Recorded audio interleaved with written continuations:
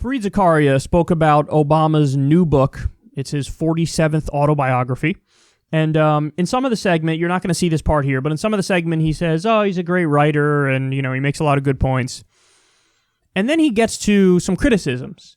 Now, this is really interesting because he's so close to nailing it exactly right, but then he just misses at the end.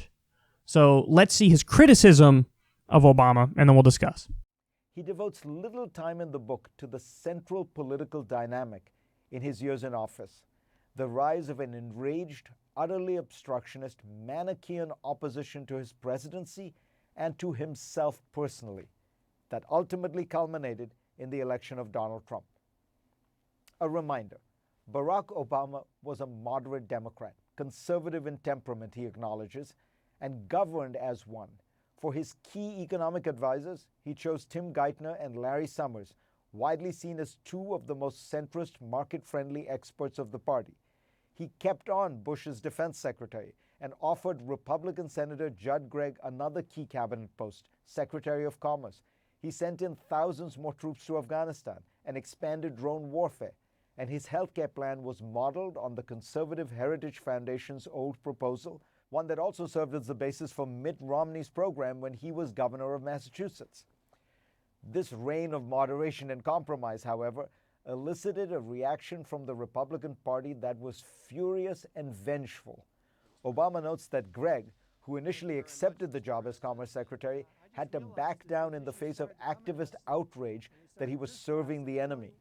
Obama recounts the case of Charlie Crist, who as governor of Florida supported Obama's stimulus, which the state desperately needed since its economy was in free fall. His 2-second handshake and hug with Obama made Crist so toxic within the Republican Party that by 2010 he had to become an independent and later a Democrat.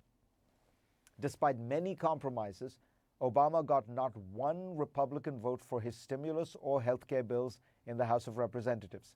And opposition to his policy was often couched in blatantly racist ways, such as posters denouncing Obamacare with caricatures of him as an African witch doctor with a bone stuck through his nose.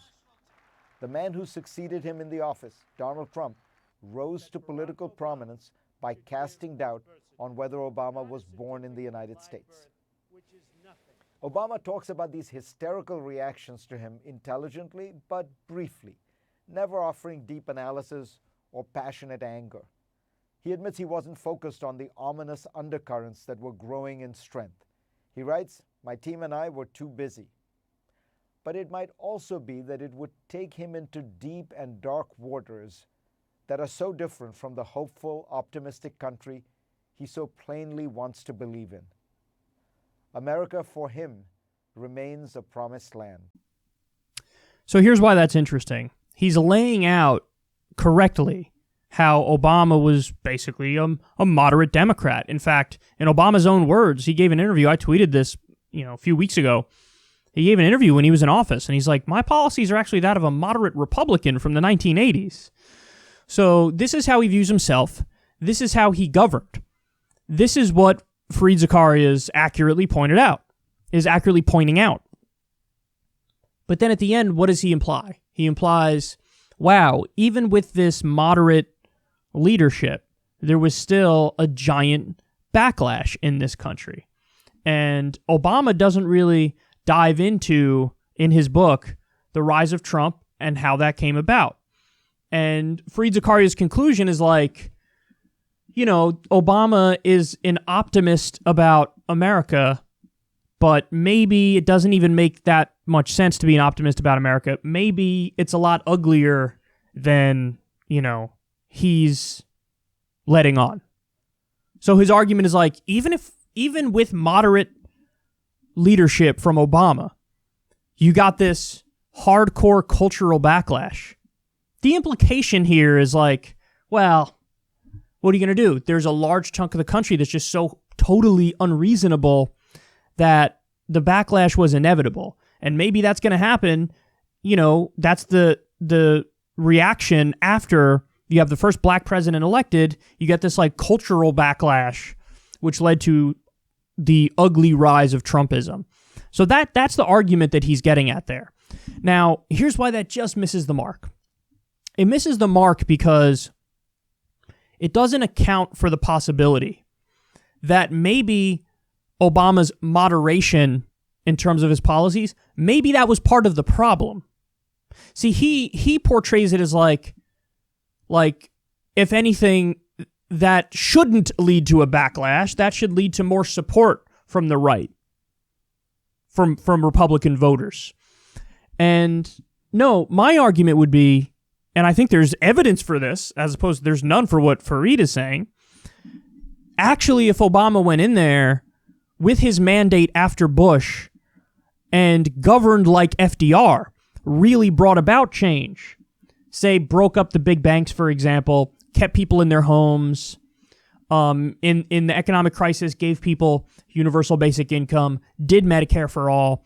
In a situation where Barack Obama goes in there and he's a social democrat and he really changes stuff, really gets the corruption out of the system, I think that would have led to, there wouldn't have been nearly as big of a backlash. The moderate policies, corporatist policies, were part of the problem. It's hard to smear somebody who's very obviously working on your behalf and making your life better materially. And so my evidence for this historically is FDR. FDR won all but 2 states. He won 4 times, by the way. He won 4 times. And some of those elections were just insanely crushing, to the point where the Republicans were like, wow, we'll never beat this party. We need to do term limits, because that's one of the only ways maybe that we'll, be able to win again. So when America got a little taste of social democracy, even people who would self-describe as conservative were like, damn, this government is looking out for me. This government is giving people jobs and higher wages and building infrastructure and fixing the country and bringing us, good-paying union jobs, whatever it might be. This is good. I'm in favor of the country doing well, so now I'm going to support this person. So in other words, what Fareed Zakaria doesn't understand is, no, it's not like written into the laws of nature that if we had our first black president, that it was going to guaranteed to be, as I think Van Jones called it, a white lash. They're going to have this giant right-wing backlash, and then the rise of something like Trumpism. If we had Obama act like FDR and really improve people's lives, there still would have been a backlash, but it would have been not nearly as much, because it's harder to get people out there in the streets when you're materially improving their lives. What percentage of the population would have, would there have been a backlash among? 25%, maybe 30%, as opposed to like the 45% that we had. So it wouldn't have been as big of a movement. It wouldn't have been as prominent a story. And so anyway, my point is, oftentimes with these commentators in mainstream media, they overlook the economic angle. And they don't think that, hey, maybe the so-called moderation or corporatism was part of the problem. Fareed Zakaria's view is like, hey, even with him being moderate, there was a backlash. And so what he's saying is, imagine if he actually acted in a far left way, well, then the backlash would have been even bigger. No! If he acted in a so-called far left way, it would have helped people and fewer people would have been angry. So anyway, that's my view of it. Listen, here's my final point. Part of the backlash to Obama, yes, it was cultural. Absolutely. Absolutely. There are plenty of people living in certain regions who are bigoted. They're bigoted. And they weren't comfortable with the fact that a black guy was leading. Yes, of course that's real. The question is, what percentage is that? What percentage is sort of like, to steal Hillary's phrase, like an irredeemable deplorable? My contention is it's a lot less than these elitist Democrats think. It's a lot fewer than they think. So the cultural backlash to Obama, you were never going to change anything about that. That was always going to be what it is. But in terms of the economic backlash, where the movement was bigger than it should have been, yeah, that you could have prevented, that you could have avoided, and you could have avoided it if you actually help people. If you materially help people, bring jobs, bring nice factory jobs, high wages, fix the country in substantive ways, yeah, then it's a lot harder to get people out there in the streets and to oppose you, and the backlash wouldn't have been nearly that much. And honestly, whichever Democrat followed Obama would have probably won if he went in a social democratic direction, and then the next administration was clear, we're going to go in a social democratic direction. It's the neoliberal corporatism, the moderation, as Fareed Zakaria calls it, which was part of the problem. Whereas he views it as like, no, what do you mean Obama was being so reasonable, being a moderate and being like a Republican, basically, and there was still a backlash. Yeah, I think there's not enough materialism in that analysis. It's a very ideological, cultural analysis, and I don't think it's spot on. So, yeah, he did the Heritage Foundation healthcare plan. He did Mitt Romney's healthcare plan. He bailed out Wall Street. There was a quote from Obama that came out recently where he said he didn't break up the banks because he didn't want to do, quote, violence to the social order. That's a fundamentally conservative idea. Fundamentally conservative. Yeah, maybe this was part of the problem, and maybe this led to the bigger backlash.